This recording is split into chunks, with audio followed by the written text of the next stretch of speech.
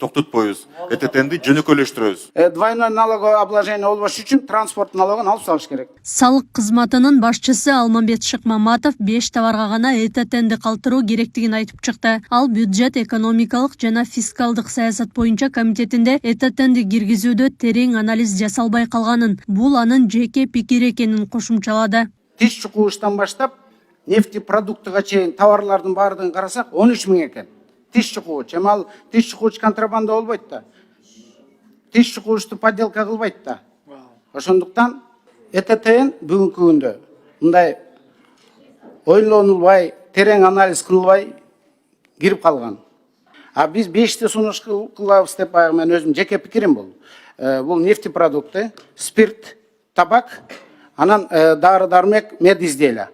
Калганын баардыгын биз ЭТТНден бошотуп алып салышыбыз керек. Жыйында экономика жана коммерция министринин орун басары Искендер Асылкулов ЭТТНди иштетүү жеңил жана ыңгайлуу болушу керектигин белгилеп, Шыкмаматовдун пикирин колдой турганын билдирди. Экономика министрлиги дагы ушуну колдойт. В целом, баягы ЭТТНдин өзү иштелиши жөнөкөй, анан кийин ишкерлер үчүн жөнөкөй жана оңой болуш керек да. Ошол турган биз колдойбуз. Алмамбет Шыкмаматов окшош салыктарды дагы кыскартуу зарылдыгын көтөрүүдө. Анткени 1 январдан тарта өлкөдөгү жолдорду оңдоо үчүн күйүүчү майдын литрине 1 сомдон алынса, анда транспорт салыгын жоюп салууну сунуштайт. 1 литр бензинге 1 сом деп атпайсызбы? 1 литр бензинге 1 сом болгондон кийин бул урматтуу депутаттар негизи эле бул транспорт налогунун өзүнүн философиясы бул баягы ошол акчаны жолдоңдойлу деген болчу да. Бирок ал местный бюджетке түшүп, аны акимият жоломдомок беле, башка жака кетип калып атпайбы. Ошондуктан через каждый литр бензина болгондо ошондо эффективдүү дорожный фондко түшөт. Машинаны айдайсың, 10 литр болсо, 10 литрге 1 сомдон төлөйсүң. В таком случае двойной налоговое обложение болбош үчүн транспорт налогун алып салыш керек. Налог на имущество транспортка деген бар да. Анда двойной болуп калып атат. За каждый литр бензина плюс еще за транспорт.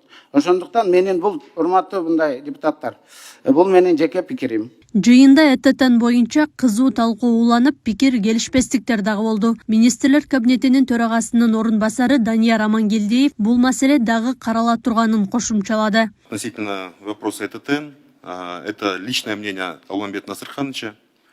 Этот вопрос будет еще обсуждаться. Адылалевич өзүнүн программасы менен алдыңызга келгенде айткан эң бир көйгөйлүү маселе азыр ушул ишкерлердин арасында ЭТТНди толтуруу, анан буга чейин личный кабинетке кирүү дагы 2 маселе коюлган. 2 маселени Алмамбет Насырханович 1 кварталда чечиш керек.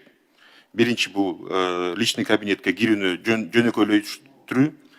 Үчүнчүдөн ЭТТНдин маселесин жөнөкөйлөштүрүү. Ал арада президент Садыр Жапаров ЭТТНди ири товарларга гана калтырууну карап көрүүнү тапшырды. Өлкө башчысы министрлер кабинетинин төрагасы Адылбек Касмалиевке жана салык кызматынын жетекчиси Алмамбет Шыкмаматовго тапшырма берген. Бул тууралуу президенттин маалымат катчысы Аскат Алагөзов Facebook баракчасына жазып чыкты.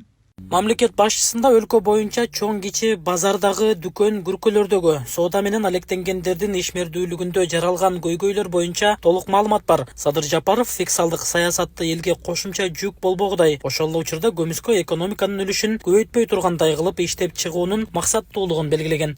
ЭТТН боюнча коррупциялык схема түзүшүп, налоговиктер өздөрү Бишкек шаары боюнча ЭТНнын Бишкек шаары эле боюнча системасындагы атоозган же отклонен схемасы боюнча көмүскө экономиканын обороту 3,12 миллиард сом түзгөндүгү такталды. ЭТТН электрондук товардык транспорттук коштомо кагаздар. Буга байланыштуу салык кызматынын жетекчисинен тарта бир катар кызматкерлери иштен алынган. УКМК алар кызмат абалынан кыянаттык менен пайдаланып, жүк коштоочу документтерди артка чакыртып алып турганын билдирген. Натыйжада жалпы суммасы 3,2 миллиард сомдон ашуун зыян келтирилгени аныкталган. Ал арада президент Садыр Жапаров Акылбек Жапаровдун кызматтан кетишине салык саясатына байланыштуу мыйзамсыз аракеттер себеп болгонун айткан. Бирок өлкө бюджетин түзүүчү салык системасындагы ор койгон терс көрүнүштөр баарыбызды кейишке салды.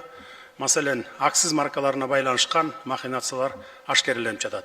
Өзүңүздөргө белгилүү болгондой, бул тармак Акылбек Үсөнбековичтин түздөн түз көзөмөлүндө болчу. демек салык системасындагы мыйзамсыз аракеттерди мурдатан эле токтотуп калуу мүмкүн эле. Аклай Крабаева, Регион.